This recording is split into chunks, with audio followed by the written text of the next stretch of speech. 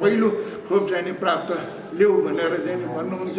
अब त्यसको लागि चाहिँ नि हामीले सम्बन्धित निकायमा स्वास्थ्य जनसङ्ख्या शाखा नेपाल स्वास्थ्य मन्त्रालय के अरे नेपाल हामीले स्वास्थ्य मन्त्रालयसँग माग गरेका छौँ। यदि उहाँहरूले त्यो चाहिँ उपलब्ध गराउन सक्नु भएन भने नगरपालिकाको आन्तरिक स्रोतबाट खरिद गरेर नगरवासीलाई जो चाहिँ भ्याक्सिन सुविधा दिने चाहिँ नि हिजो हामीले आन्तरिक स्रोतको 5 करोडको चाहिँ तपाईँको बजेट विनियोजित गरेर 50,000 डोज चाहिँ खरिदको लागि प्रक्रिया चाहिँ अगाडि बढाएका छौँ।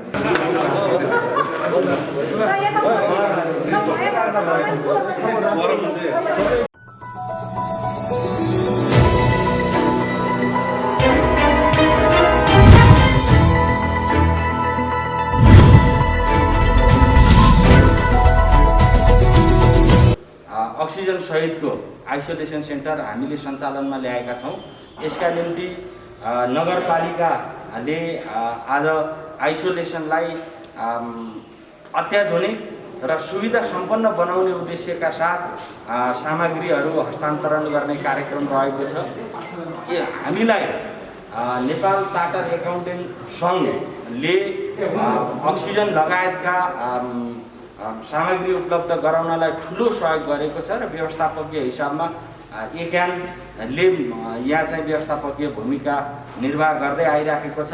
हामीले यो आइसोलेसन सेन्टरबाट हस्पिटलमा चाहिँ अक्सिजन मात्र लिएर बस्ने बिरामीहरू जो चाहिँ अस्पतालको उपचार सेवा लिनु पर्दैन त्यस्ता बिरामीहरूलाई यहाँबाट हामीले विशिष्ट प्रकृतिको चाहिँ उपचार सेवा प्रदान गर्ने लक्ष्य राखेका छौँ र म यही कार्यक्रम मार्फत सबै सङ्क्रमितहरू कोभिड-19 लागेर सङ्क्रमित हुनुभएका आदरणीय महानुभावहरूलाई हाम्रो आइसोलेसन सेन्टरमा आएर सेवा लिनका निम्ति पनि विनम्रतापूर्वक अनुरोध गर्न चाहन्छु र यो कार्यमा हामीलाई युवा नेता आदरणीय प्रदीप पौडेल दाइले धेरै ठुलो सहयोग गर्नुभएको छ। म यही कार्यक्रम मार्फत उहाँप्रति हार्दिक आभार र कृतज्ञता व्यक्त गर्न चाहन्छु।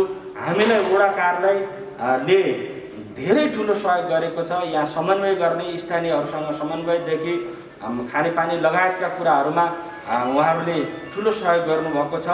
म यही कार्यक्रम मार्फत यो कार्यक्रम सञ्चालनको अनुमति दिने नगरपालिकाका आदरणीय मेयर साहबलाई विशेष धन्यवाद दिन चाहन्छु। यो अहिले हाम्रो यो दोस्रो सङ्क्रमण भइरहेको अवस्थामा र हामी सबैको दायित्व हो, हामी सबै जनप्रतिनिधिहरूको दायित्व मात्रै नभइकन यहाँ जति पनि उपस्थित हुनुभएको छ नि सङ्घ संस्था सबैको चाहिँ दायित्व हो भन्ने चाहिँ मलाई लाग्छ। र हामीले यो क्रममा अहिले मात्रै होइन, हामीले योभन्दा अघिल्लो वर्ष पनि 550 बेडको चाहिँ आइसोलेसन चाहिँ तयार गरेर त्यो अवस्थामा पनि हामीले त्यो सञ्चालन गर्नको लागि वडा लगायत नगरपालिकाहरूले सहयोग गर्दै आइरहेको अवस्था पनि छ। यो कुरा यहाँलाई विदित होला, जानकारी गराउनु नपर्ने पनि होला सायद। र त्यसै गरी अहिले हाल जुन 268 बेड आइसोलेसन बेड बनाउनुको लागि त्यसलाई एकदम सहज तरिकाले सञ्चालन गर्नुपर्छ भन्ने विषयमा हामी एक आपसमा नगरपालिका अथवा चाहिँ हाम्रो वडा चाहिँ बिच बसेर बेला बेलामा छलफल पनि भइरहेको छ र नगरपालिका तर्फबाट गर्नुपर्ने सहयोग पनि कुनै कमी कमजोरी नगरिकन हाम्रो मेयर साहब, उपमेयर साहब र सिङ्गो नगरपालिकाको तर्फबाट यहाँलाई त्यतिकै सहयोग चाहिँ पुर्याइरहेको छ। र त्यसको साथसाथै हामी 1 नम्बर वडा कार्यालय यहीँ भएको अवस्थाले गर्दाखेरि हामी 1 नम्बरले पनि के कति चाहिँ सहयोग गर्नुपर्छ, हामी जरुरी सबै सिङ्गो मिलेर र गर्नुपर्ने सहयोगहरूको लागि हामी सदाबार तयार रहनेछु भन्दै मेरो सानो भनाइ यहीँ नै टुङ्गाउन चाहन्छु। धन्यवाद। यो आइसोलेसनमा एउटा कोभिड बिरामी धेरै समस्या नभएको कोभिड बिरामी सुविधा सम्पन्न ढङ्गबाट बस्न सक्ने स्थिति छ। यो वास्तवमा मलाई लाग्छ करिब 300 बेडको अहिले 268 हाराहारीमा बेड छ। यसलाई 300 बेडको आइसोलेसन बनाउन सक्ने यसको क्षमता छ। यति बेड भएको आइसोलेसन मेरो विचारमा कतै पनि छैन सायद। र यतिको सुविधा भएको आइसोलेसन पनि कमै हुन सक्छ। यो चाहिँ काठमाडौँको केन्द्रमै छ। फेरि नगरपालिकाका हाम्रो नेतृत्व जो हुनुहुन्छ मेयर साहब, उपमेयर साहब, वडा अध्यक्ष, वडा सदस्य, उहाँहरूले चाहिँ हामी नागार्जुन नगरपालिकाको प्रतिनिधि हौँ, यहीँका मान्छे मात्र राख्नुपर्छ भनेर उहाँले भन्नुभएको छैन। देशैभरिका मान्छेहरू यहाँ ल्याएर राख्ने गरी व्यवस्थापन गर्नका लागि सबै यहाँका जनप्रतिनिधिहरूले सहयोग गर्नुभएको अवस्था छ। त्यसैले चाहिँ यो निश्चित सीमाभित्र छैन, सम्पूर्ण देशभरिका जो कोभिड सङ्क्रमित छ उहाँहरूलाई यहाँ ल्याएर राख्न सक्ने स्थिति छ। यो चाहिँ सरकारी भवन हो, यस्ता सरकारी भवन अन्यत्रतिर पनि हुन सक्छन्। यो धेरै ठुलो काम भयो भन्ने हामीले दाबी गरेको होइन, तर एउटा सानो उदाहरण चाहिँ हामीले प्रस्तुत गरेका छौँ। यस्ता सरकारी भवन अन्यत्र पनि छन्, ती भवनहरूलाई पनि यसरी नै आइसोलेसनका रूपमा विकास गरेर काम गर्न सकिन्छ, त्यसको एउटा उदाहरण यो हो भन्ने हामीलाई लाग्छ। र अहिले चाहिँ सुरुमा हामीले आइसोलेसन कहाँ बनाउने भनेर खोज्दै हिँड्दा चाहिँ हाम्रो सुशीलजीसँग हाम्रो भेटघाट भयो। अघिल्लो पटक यहाँ नगरपालिकासँग मिलेर उहाँले यहाँ आइसोलेसन सञ्चालन गर्नुभएको रहेछ। यो पटक पनि यो ग्यासको एकदमै धेरै अभाव छ, यदि यो ग्यासको अभावलाई पूर्ति गर्न सकिन्छ भने यहाँ गरौँ भनेर उहाँले भन्नुभयो। हामी यहाँ आयौँ, यहाँ हेर्दा एकदमै राम्रो पूर्वाधारसहित यो ठाउँ रहेछ। त्यसपछि हामीले नगरपालिकासँग समन्वय गऱ्यौँ। नगरपालिकाले एकदमै मेयर साहबले जे पर्छ हामी गर्छौँ, तपाईँहरूले चाहिँ यो देशभरि सबैले सुविधा लिने गरी यसलाई अगाडि बढाउनुहोस् भनेर। र मेयर साहबले भन्नुभयो, यहाँ वडामा आएर हामीले वडा अध्यक्षसहित वडा सदस्य साथीहरूसँग बसेर कुराकानी गऱ्यौँ। उहाँहरूले एकदम उत्साहजनक ढङ्गबाट यो एउटा मानवीय काम हो, यो राजनीतिसँग जोडिएको विषय होइन, हामी सबै मिलेर यसलाई अगाडि बढाउँ भनेर वडाका साथीहरूले पनि भन्नुभयो र हामी सबै मिलेर यसलाई अगाडि बढाइरहेका छौँ। खास गरी यहाँ करिब 100 बेडमा अक्सिजन को ब्याकअप छ। अब अहिले चाहिँ यसको क्यापेसिटी अनुसार मान्छे आइरहेको स्थिति छैन। खासमा चाहिँ आइसोलेसनमा जाने कुरालाई मान्छेले धेरै प्राथमिकतामा राखेको छैन। यो घरमा भन्दा धेरै राम्रो सुविधा छ, एकदम भिडभाडको अस्पतालमा भन्दा यहाँ धेरै राम्रो सुविधा छ। एकदम राम्रो झ्यालहरू भएको कोठा छ, उज्यालो कोठा छ, सरसफाइ राम्रो छ।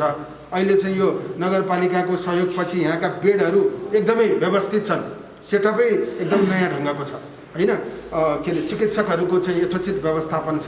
कोभिड बिरामीका निम्ति प्रारम्भिक जुन औषधोपचार गरिने जुन व्यवस्था हो त्यो पनि यहाँ गरिएको छ। अघि हाम्रो आनन्दजीले भन्नुभएको जस्तो यहाँ चाहिँ 4 पटक खाना उपलब्ध गराउने व्यवस्था पनि छ। यो बिरामीले सम्पूर्ण रूपमा निःशुल्क रूपमा प्राप्त गर्छ। नेपाल सरकारको आइसोलेसनमा बस्ने बिरामीका लागि जे सुविधा प्राप्त हुने हो त्यो सर्वाङ्ग अस्पताल मार्फत प्राप्त हुन्छ र यी सबै कुराहरू निःशुल्क रूपमा उपलब्ध गराइएको स्थिति छ। र चाहिँ आवश्यकता पर्यो भने अरू सुविधाहरू पनि उपलब्ध गराउने गरी चाहिँ यसमा सबैभन्दा ठुलो ब्याकअप चाहिँ नगरपालिकाको छ। नगरपालिकाले सबै खाले सहयोग उपलब्ध गराउने प्रतिबद्धता व्यक्त गरेको छ। हाम्रो एक्यान यो चाहिँ यो चार्टर एकाउन्टेन्ट एसोसिएसन, यो चाहिँ उहाँ चाहिँ चार्टर एकाउन्टेन्ट एसोसिएसनको राष्ट्रिय अध्यक्ष हो आनन्द शर्माजी। त्यो संस्था हामीसँग यहाँ जोडिएको छ। विशेष गरी यसको व्यवस्थापकीय सञ्चालनको मुख्य जिम्मेवारी एक्यानका साथीहरू त यहाँ चाहिँ यति जोखिममा हुनुहुन्छ, त्यहीँ भित्र चाहिँ कोभिड बिरामीहरूसँग समन्वय गर्ने सबै कामहरू चाहिँ उहाँहरूले गरिरहनु भएको स्थिति छ। त्यस्तो संस्था पनि हामीसँग छ। अस्पतालको चिकित्सकीय पक्षमा सहयोग गर्ने सिङ्गे सर्वाङ्ग अस्पताल पनि हामीसँग छ। त्यसैले हामी के आग्रह गर्न चाहन्छौँ भने अस्पतालमा रहनुभएका बिरामीहरू जो आइसोलेसनमा बसेर पनि उपचार गर्न सक्ने अवस्थामा हुनुहुन्छ, उहाँहरूलाई हामी यहाँ आउनका निम्ति आग्रह गर्न चाहन्छौँ। जनताको एकदम नजिकबाट जनताहरूसँग सम्बन्धित हुनुभएको कारणले हामीलाई एकदम प्रेसर परेको थियो। जनताहरू बिरामी हुने बित्तिकै सबै जिम्मेवारी स्थानीय तहमा आएको थियो।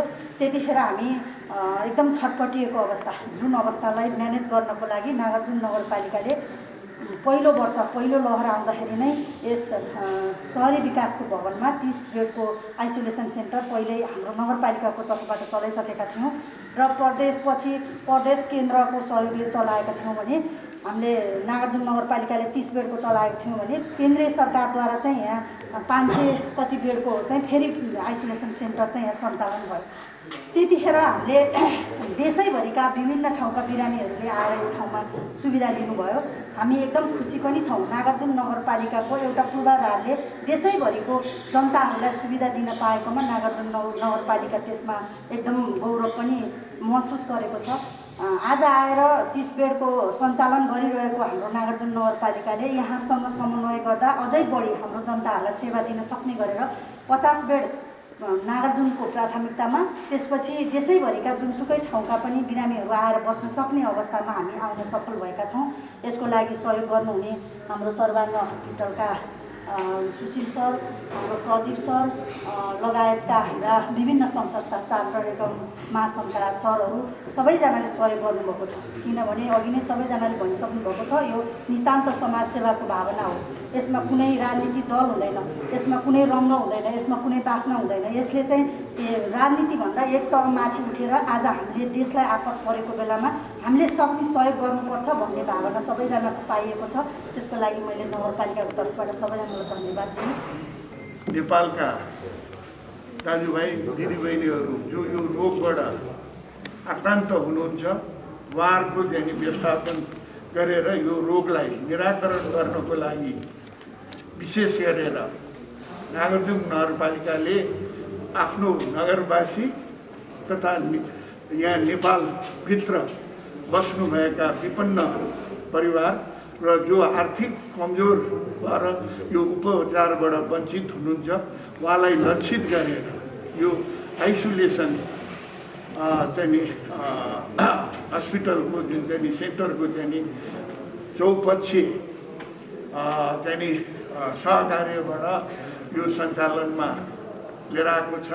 यसबाट सबै समूहका जो चाहिँ यो रोगबाट सङ्क्रमित भएर रोगको उपचार गर्न नसकेर घरमै, बाटामै, सडकमै र तपाईँको मानसिक रूपबाट चाहिँ तपाईँको दुःख पारो बस्नुभएका व्यक्तित्वहरूलाई र नगरवासीहरूलाई चाहिँ पनि राख्नको लागि चाहिँ हामीले यो आइसोलेसन बेड जो चाहिँ बिरामी हुनुहुन्छ उहाँहरूलाई सेवा गर्नको लागि सुविधा सम्पन्न सामग्री र तपाईँको बिरामीलाई चाहिने चाहिँ उपकरणहरू चाहिँ आज हामीले यो प्रदीप पौडेलज्यूको समन्वयमा जुन जाने कार्य अगाडि बढेको छ त्यो चाहिँ आज हामी सर्वाङ्गीण हस्पिटललाई चाहिँ तपाईँको चाहिँ हस्तान्तरण गर्छौँ र नागार्जुन नगरपालिकाले यस्तै आइसोलेसन होल्डिङ सेन्टरहरू पनि जस्तै तपाईँको शिफ्टाटारमा 15 बेडको वडा नम्बर 10मा,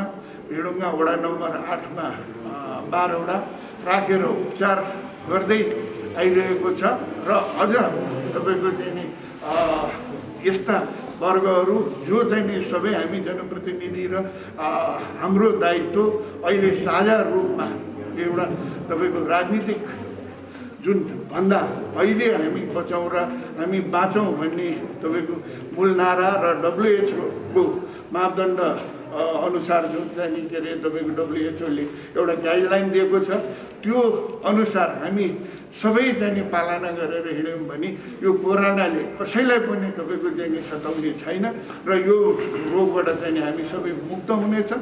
त्यस कारणले यो विषम परिस्थितिमा सम्पूर्ण नेपालकामा रहनुभएका सङ्घ संस्था, तपाईँको चाहिँ राजनीतिक दल, समाजसेवीहरू, बौद्धिक व्यक्तित्वहरू, राजनीतिक दलका सबै सामाजिक क्षेत्रका विशिष्ट व्यक्तिहरूको चाहिँ जुन एउटा नेपालीपन र नेपालीले दुःखको समयमा एउटाले अर्कोलाई गर्छ भन्ने भावनात्मक सम्बन्धबाट जुन कार्य गरिरहेको छ, यसमा हाम्रो नगर पनि अछुतो रहन सक्दैन र त्यही अनुसार आजको यो चाहिँ तपाईँको कार्यको चाहिँ थालनी गरेर यसबाट सेवा लिनु हुन सम्पूर्ण के अरे नगरवासी र देशमा रहनुभएका विशेष गरेर यस्तो सेवा नपाउनुभएका कोठामा बसेर तपाईँको चाहिँ उहाँहरूले चाहिँ उपचार गर्न नपाउनु भएको, काहीँ चाहिँ यस्तो ठाउँ छ छैन भन्ने जानकारी नभएको, यस्ता समस्याले गर्दा मृत्युको दर चाहिँ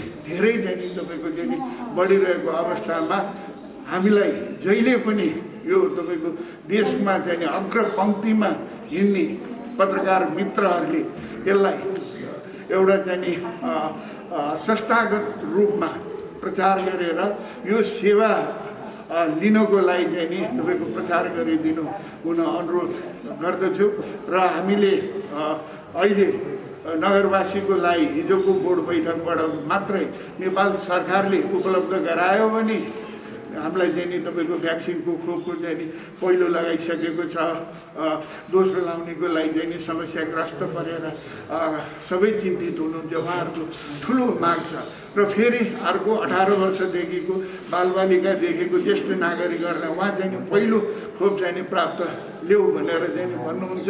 अब त्यसको लागि चाहिँ हामीले सम्बन्धित निकायमा स्वास्थ्य जनसङ्ख्या शाखा, नेपाल स्वास्थ्य मन्त्रालय, के अरे नेपाल हामीले स्वास्थ्य मन्त्रालयसँग माग गरेका छौँ। यदि उहाँहरूले त्यो चाहिँ नि उपलब्ध गराउन सक्नु भएन भने नगरपालिकाको आन्तरिक स्रोतबाट खरिद गरेर नगरवासीलाई जो चाहिँ नि भ्याक्सिन सुविधा दिने चाहिँ नि हिजो हामीले आन्तरिक स्रोतको 5 करोडको चाहिँ नि तपाईँको बजेट विनियोजित गरेर 50,000 डोज चाहिँ नि खरिदको लागि प्रक्रिया चाहिँ नि अगाडि बढाएका छौँ।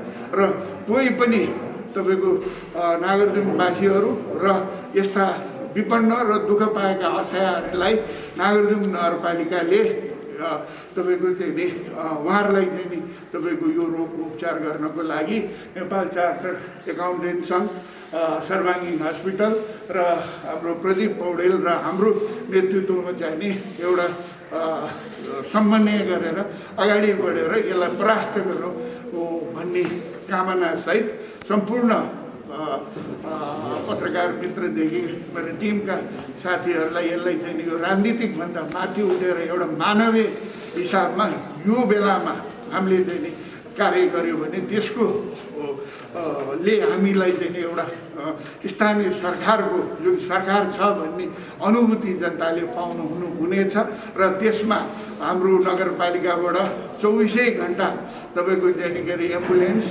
सावधान र डक्टरहरू सहितको र अक्सिजन सहितको सेवा पनि तपाईँको सेवा चाहिँ नि नगरपालिकाबाट दिएको छ। त्यसलाई सदुपयोग गरिदिनु हुन र पत्रकार मित्रहरूले यसलाई तल्लो वर्गसम्म चाहिँ नि प्रचार गरेर चाहिँ नि यो सेवा चाहिँ नि लिनु हुन सहयोग गरिदिनु हुन अनुरोध गर्दै आजको कार्यक्रममा चाहिँ नि पाल्नुहुने सबै साथी मित्रहरूलाई चाहिँ नि नगरपालिकाको तर्फबाट धन्यवाद व्यक्त गर्दै बिदा हुन्छु। नमस्कार।